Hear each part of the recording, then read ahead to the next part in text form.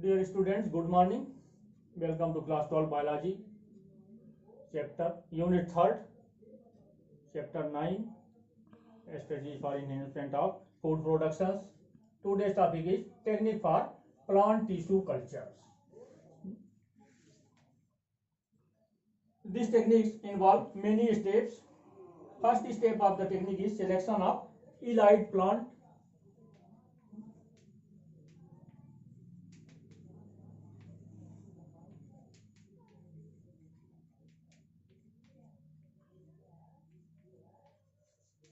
Selection of elite plant. First of all, elite plant or mother plant is selected. Tissue or organ of this plant should be used for tissue culturing. Preparation of culture medium.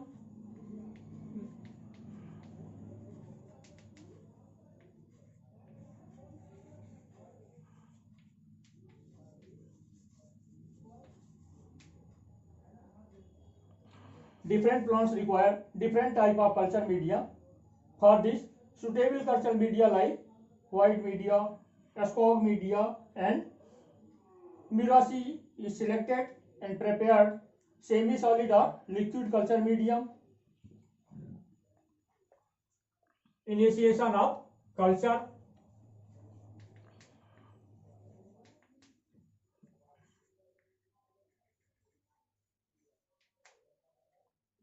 Maintenance of aseptic condition is the most important factor in tissue culture. To meet this condition, the plant material or explant is first to be surface sterilized by chlorine water or mercury chloride. Then explants are inoculated on the culture medium. After inoculations, the cultures are incubated under controlled temperature at 25 degrees centigrade, 2 degree plus or minus in light. Multiplication or subculture stage.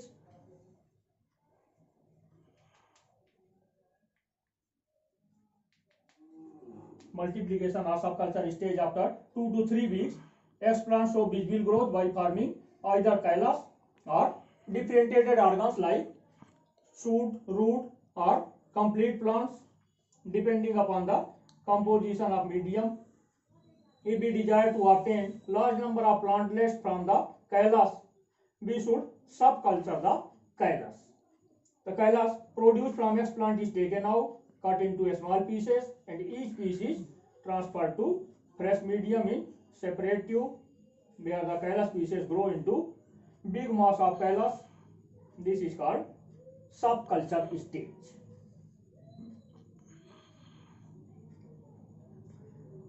Fifth step is development of differentiations of subcultures. Development of differentiation of subculture.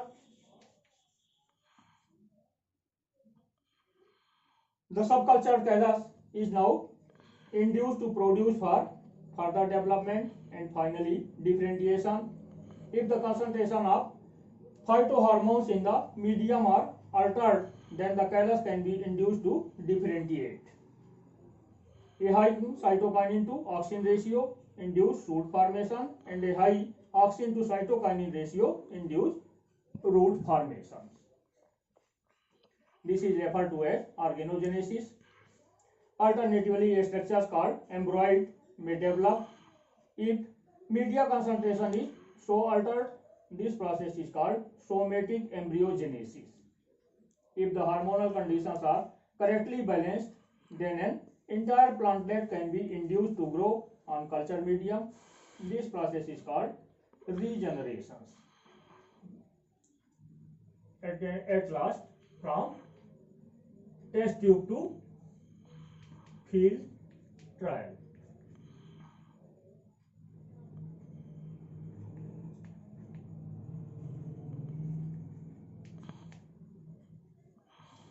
In the last stage, which is followed only when full grown plants are to be obtained, test tube rooted plantlets are first subjected to acclimatization in greenhouses so that they can adjust to their environments and later in the field condition then transfer to the field. These are the different steps to obtain plantlets by tissue culture methods. Types of tissue culture.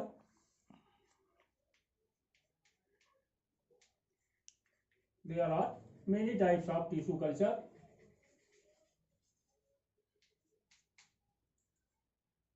Tissue culture may be single cell culture, callus culture, protoplast culture, and somatic hybridizations, organ culture, micropropagations.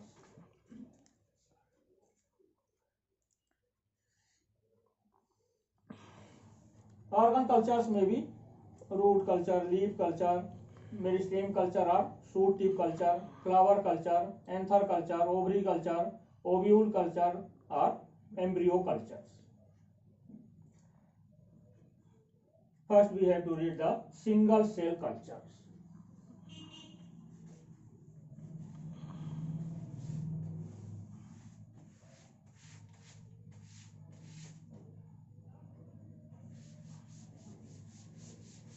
कितना हुआ 5 minute. Single cell culture.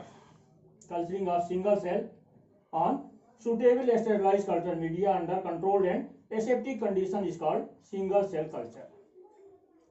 Establishment of a single cell culture provide an excellent opportunity to investigate the properties and potentialities of plant cells.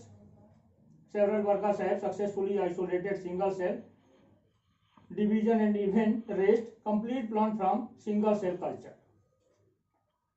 Historical events of single cell cultures. Herbert Lett was the first scientist who isolated a single cell of plant and cultured it over artificial culture media. Muir described cell suspension technique of callus cells. Muir described paper wrap technique for single cell culture. Estevard and Sanch 1950 got success in the development of large number of plantlets from the root cell of carrot by cell suspension technique. There are two techniques of single cell cultures, paper wrap technique and cell suspension culture technique. Here only paper wrap technique is described. Paper wrap technique of single cell culture.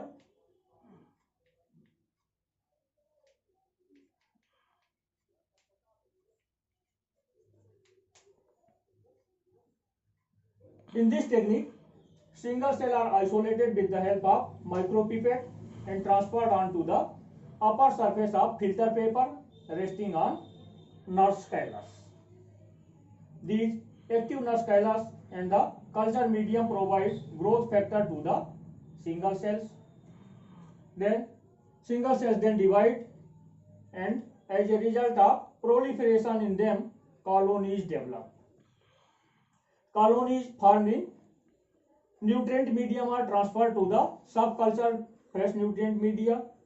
The callus developing from such single cells are called as single cell clones. Significance of single cell cultures. Single cell clones can be developed by this technique. A complete plant can be developed by single cell culture. It is useful for the development of improved varieties of plants.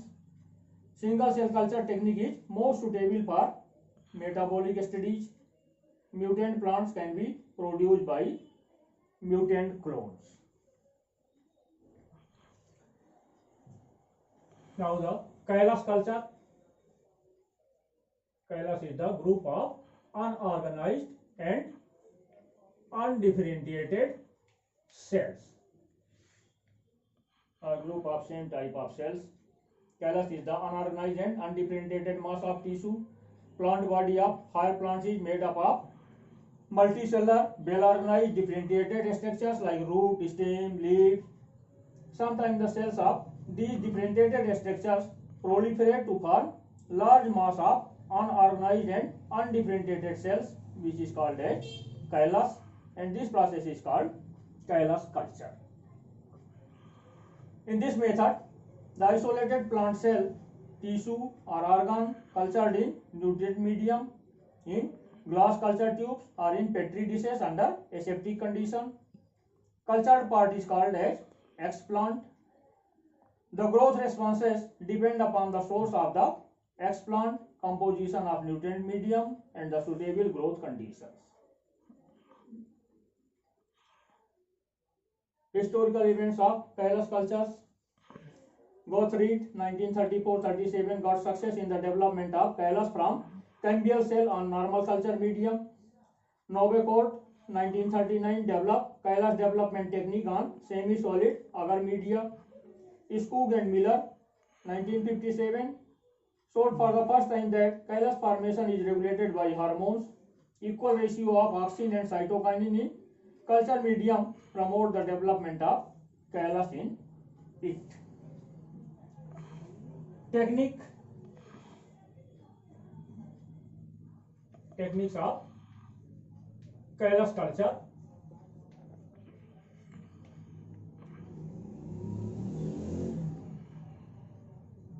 This technique involves following steps. First, it is necessary to sterilize the plant organ from which an explant is taken. Sterilizations agent commonly used as mercury chloride solution 0.1 bead per volume, sodium hypochlorite 1.6 available chlorine, and a solution of bromine water 1% bead by volume. Explant can be taken from seedlings, cotyledons, hypocotyls or root, or mature organ, or from wood stem parts.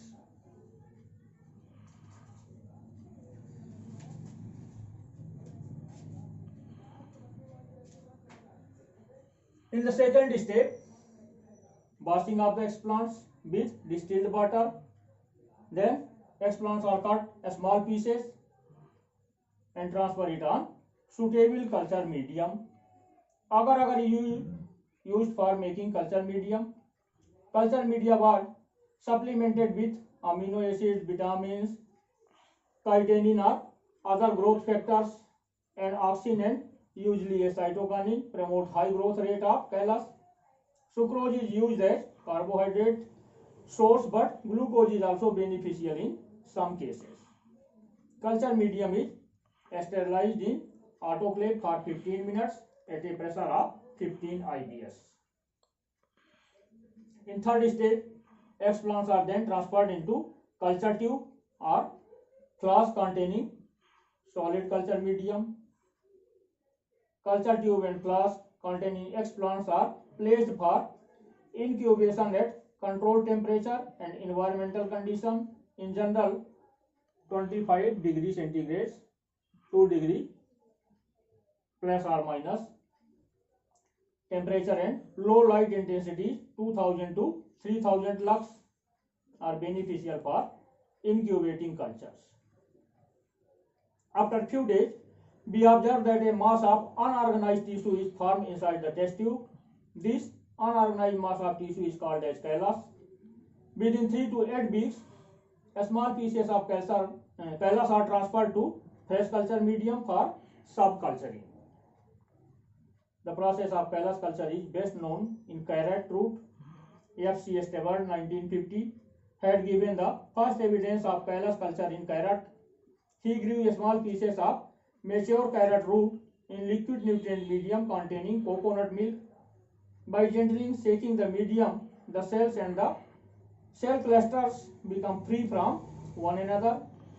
Some of them multiplied and formed rooting clump.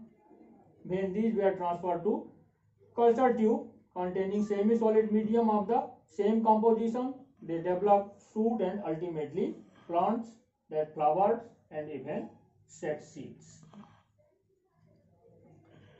Significance of Kailas culture. Large number of plants can be developed after hormone treatment. A large number of somatic embryo or embryoids can be developed from a callus due to somatic embryogenesis. These embryos are then cultured to grow plantlets. New plants can be regenerated from a single cell isolated from the callus. Many biochemical tests can be achieved by callus culture technique. Secondary metabolite producing during callus cultures should be used to obtain plant component of many medicines. Protoplasm culture and somatic hybridizations.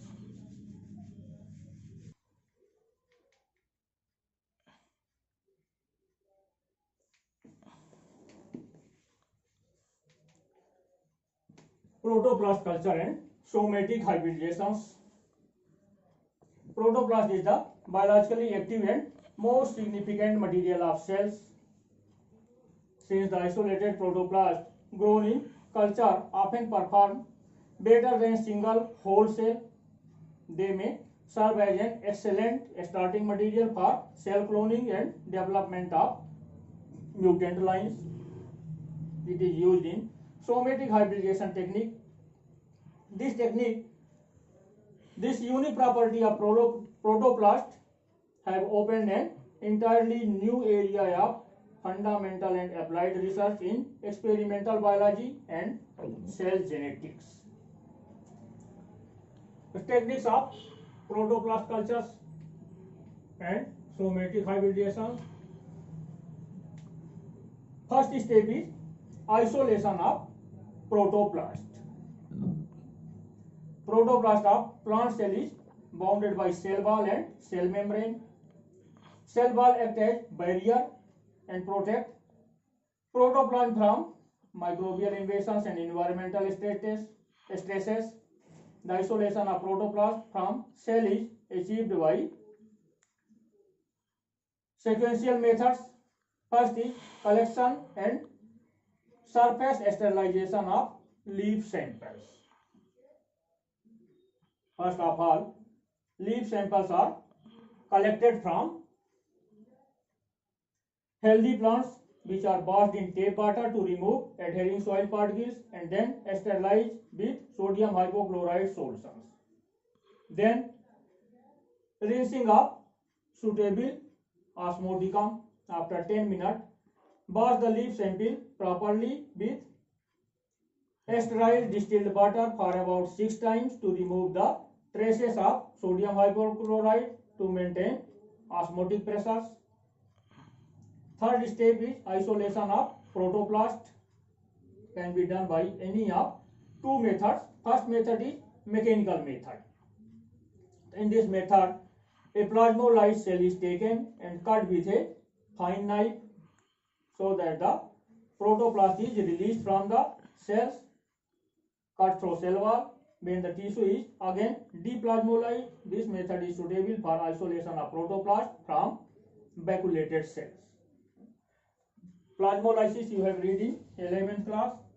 When a plant cell is kept in hypertonic solutions, the water from cell come out in external solution by exoosmosis and cellular contents of cytoplasm assume a spherical shape at the center of the cell. Second method is enzymatic method. Plant cells are surrounded by a rigid cell wall and all the cells are joined together by middle lamella made up of pectic substances, calcium pectate. Therefore, to obtain individual cell and then cell wall is first of all, individual cell is obtained by dissolving of middle lamella. Plant tissue are first treated with the pectinase enzyme so as to separate the individual cell, and then cell wall is digested by the enzyme cellulase. To avoid osmotic fragility and for obtaining viable and stable protoplast, there is a need of a suitable osmotic stabilizing agent. A metabolically inactive sugar sorbitol or mannitol is used for this purpose.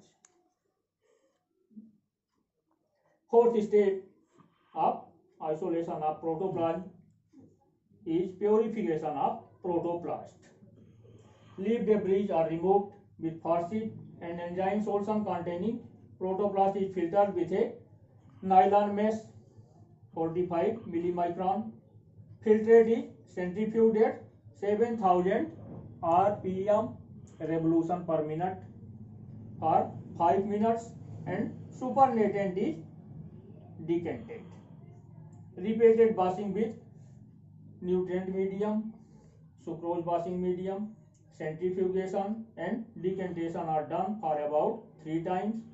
Finally, a specific concentration of protoplast suspension is prepared. Hemocytometric count of sample is also done. Second step of protoplast culture is protoplast culture and regeneration. First step is isolation of protoplasm.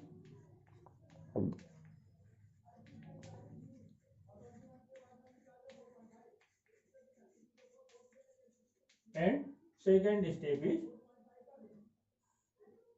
culture and regeneration of protoplasm.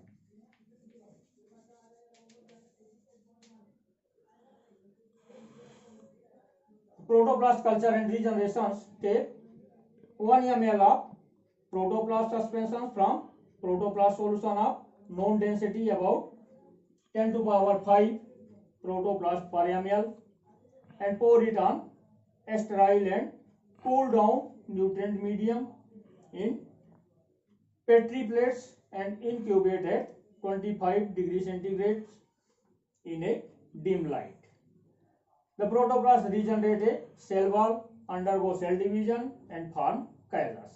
This callus is then subcultured on nutrient medium lacking mannitol and auxin. Embryogenesis begins after some time to produce embryoids. These embryoids thus develop into plantlets and finally mature plants are developed.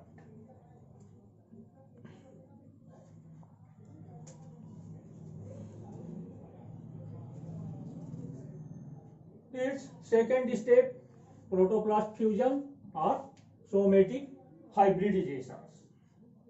In mixing of protoplast from two different species. Protoplast fusions and somatic hybridization is recent and highly potential technique of producing hybrids, but the use of this technique, such hybrids can be developed which are usually not produced by conventional method of hybridizations due to sexual incompatibility. Although only somatic protoplasts are used in this technique of raising the hybrids is called as somatic hybridizations, and such hybrids are known as somatic hybrids. Somatic hybridization is more potent and significant technique which completely eliminates the sexual process, that is pollen pistil interactions, double fertilization and development of seed. Main objective of somatic hybridizations are to produce hybrids through fusion of protoplast isolated from two parents, induction of callus formation from fused protoplast, and to obtain the differentiation of hybrid plants from the indifferentiated ones. Techniques of somatic hybridizations.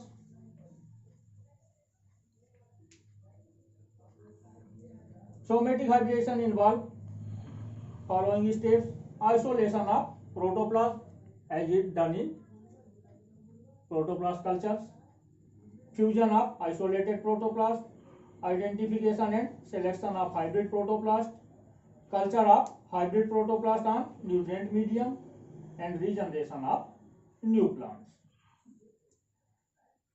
So isolation of protoplast is done as you have read already.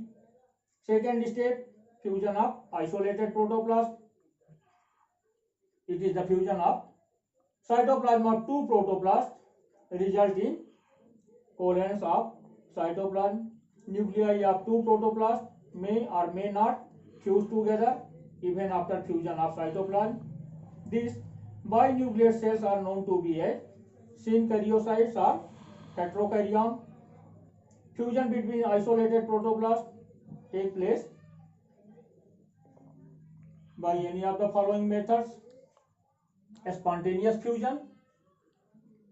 During isolation of protoplast, some of the protoplasts lying in close proximity may undergo fusion to produce homokaryon or homokaryocytes, each with 2 to 40 nuclei.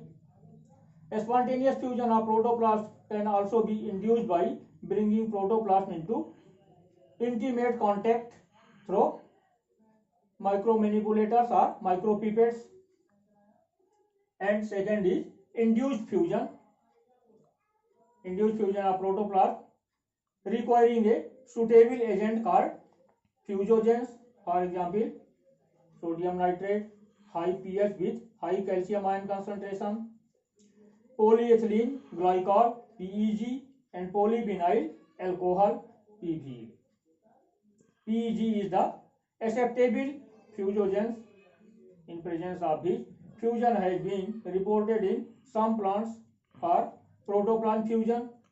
Equal amount of two types of protoplasts are mixed in a test tube, and to this is added 15% PEG, polyethylene glycol solution, in such a way that the ratio between protoplast suspension and the solution is of order of 1:3.